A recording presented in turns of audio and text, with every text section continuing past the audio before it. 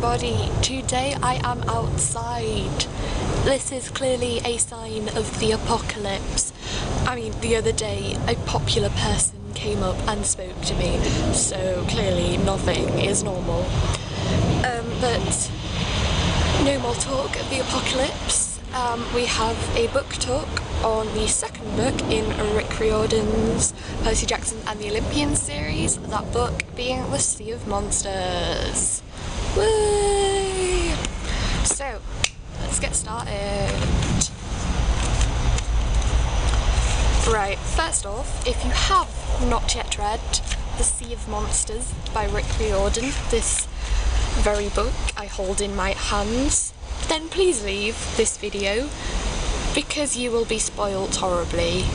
Okay? Okay. Oh god, I'm creating a Fault in Our Stars now.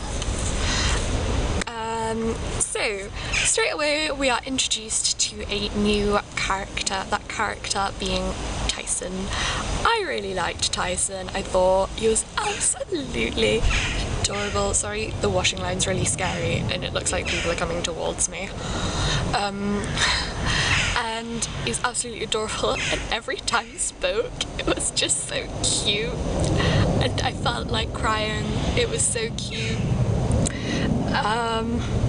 And when Poseidon claimed Tyson, that was so funny. I was like laughing so hard because clearly Poseidon just did that to piss everyone off. I got really frustrated with Percy in this book because he was denying that he was Tyson's brother and he was being really mean behind his back. And I'm just like, just accept it. He's supposed to be your friend. You're his only friend. Be nice to him. But obviously that led to some good like friendship development and they soon became proper brothers. That is a way to develop a friendship. Right from the start of this book, when Annabeth took Tyson and Percy back to camp, well, to camp for the first time for Tyson, and Clarice was leading a fight against some monster that had invaded camp. Let the train go past.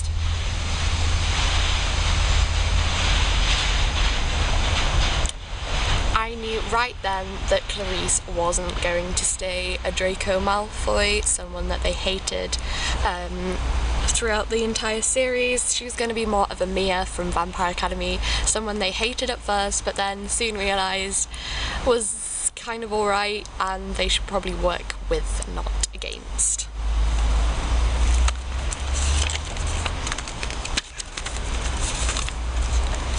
We were introduced to a new god in this book, which was pretty cool. That god being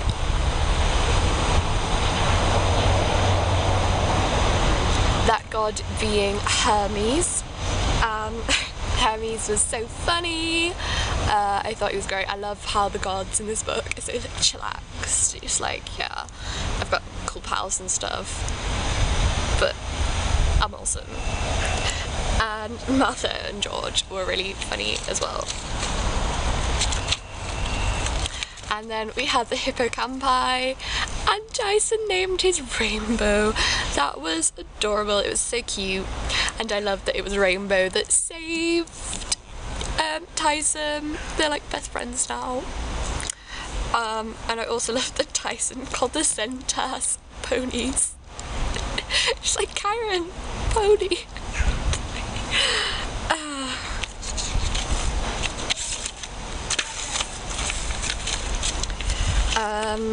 Oh yes, Percy the guinea pig. So he was sort of like under a spell, I hope, because otherwise that was really stupid, Percy.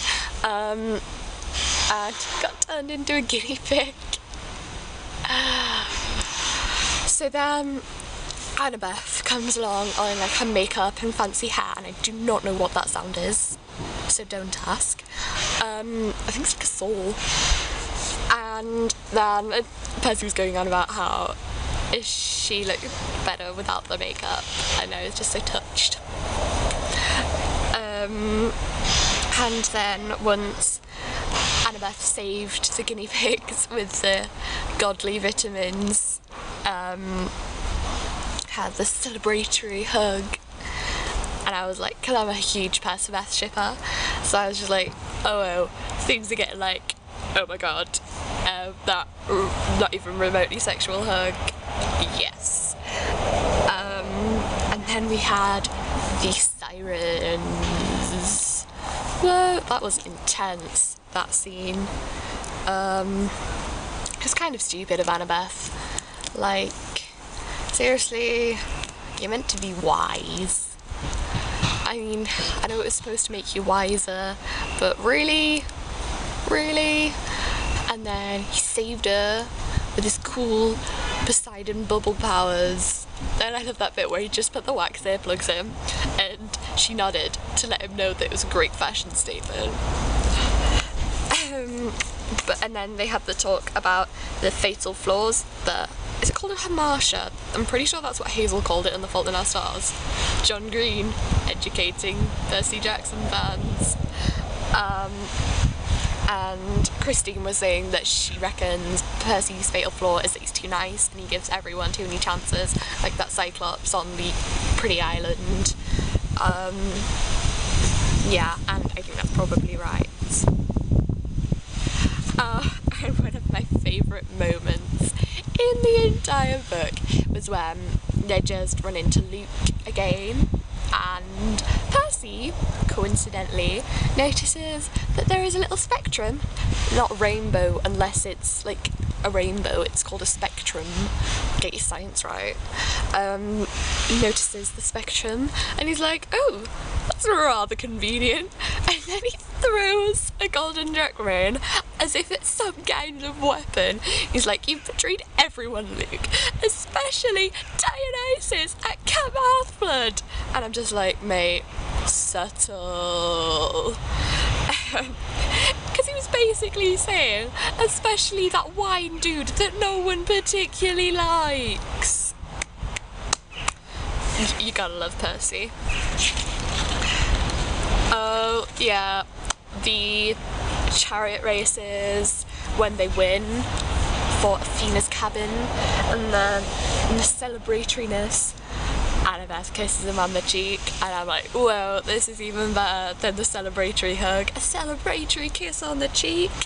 Wow, this is getting huge. Yeah, I'm a sad Percy-Beth shipper. She clearly likes him, maybe a bit more than he likes her.